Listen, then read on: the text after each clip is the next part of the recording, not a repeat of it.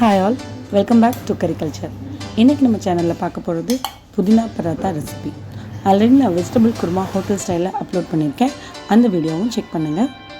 புதினா பராத்தா செய்கிறதுக்காக இன்றைக்கி 300 கிராம் அளவுக்கு கோதுமை மாவு எடுத்திருக்கேன். அது கூட 1 டீஸ்பூன் சால்ட்டும் 1/2 டீஸ்பூன் அளவுக்கு ஓமமும் எடுத்திருக்கேன். ஓமத்தை கையில் வச்சு நல்லா கசக்கிட்டு சேர்த்துக்கோங்க. இது கூட கொஞ்சமாக ஜீரகம் சேர்த்துருக்கேன். 1/4 டீஸ்பூன் அளவுக்கு தான் இருக்கும். ஒரு கைப்பிடி அளவுக்கு புதினாவை நல்லா தண்ணியில் அலசிட்டு குட்டி குட்டியாக கட் பண்ணி சேர்த்துருக்கேன். இது கூட 2 டேபிள் ஸ்பூன் அளவுக்கு எண்ணெய் சேர்த்துக்கோங்க. எண்ணெய் சேர்த்துட்டு இதை நல்லா மாவாக சப்பாத்திக்கு பிசைகிற மாவு போல் பிசைஞ்சு எடுத்துக்கலாம்.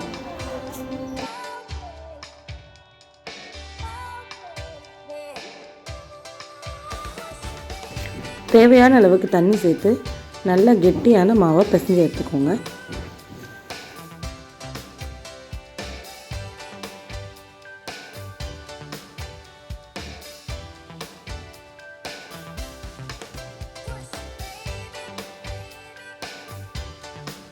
சப்பாத்தி மாவு மேலே ஸ்ப்ரிங்கிள் பண்ணிக்கிறதுக்காக ஒரு மசாலா கலந்து வச்சுக்க போகிறோம்.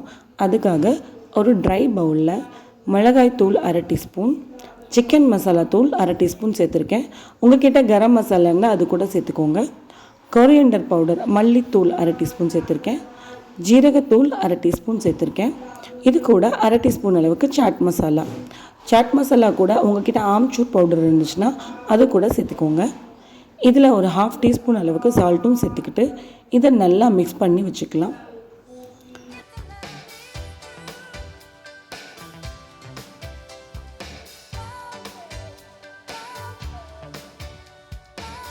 நம்ம ரெடி பண்ணி வச்சுருந்த மாவுலேருந்து சப்பாத்திக்கு எடுக்கிற அளவுக்கு ஒரு பால் எடுத்துக்கோங்க.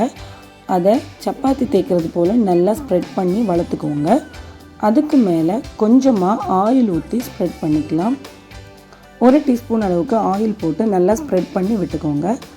அது மேலே நம்ம ரெடி பண்ணி வச்சுருந்த மசாலாலேருந்து ஒரு 2 பிஞ்ச் அளவுக்கு, உங்களுக்கு தேவைன்னா ஒரு 3 பிஞ்ச் அளவுக்கு கூட நீங்கள் சேர்த்துக்கலாம். ரொம்ப அதிகமாக சேர்த்தா ரொம்ப காரம் அடிக்கும்.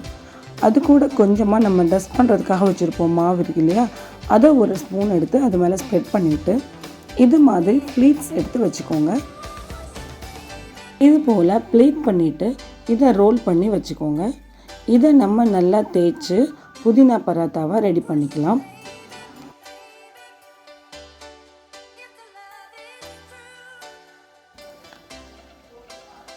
இதை நம்ம என்ன திக்னஸ்க்கு வேணுமோ அது போல் நம்ம தேய்ச்சி எடுத்துக்கலாம்.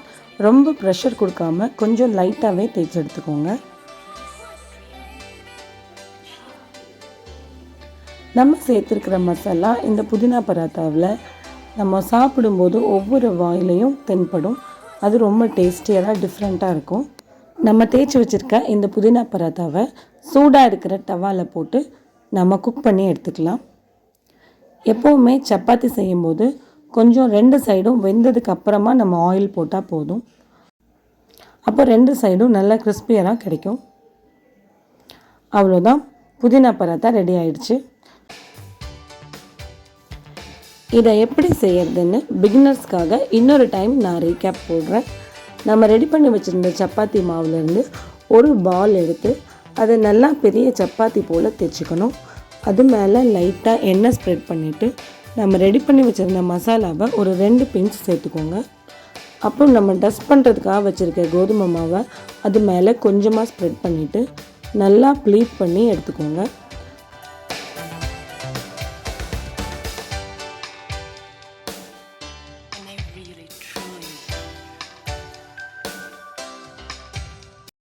ப்ளீட் பண்ணி ரோல் பண்ணி வச்சுருக்கிறத நமக்கு என்ன திக்னஸ்க்கு வேணுமோ அந்த அளவுக்கு தேய்ச்சிக்கோங்க. ப்ரெஷர் கொடுக்காம ரொம்ப லைட்டாக தேய்ச்சி எடுத்துக்கோங்க.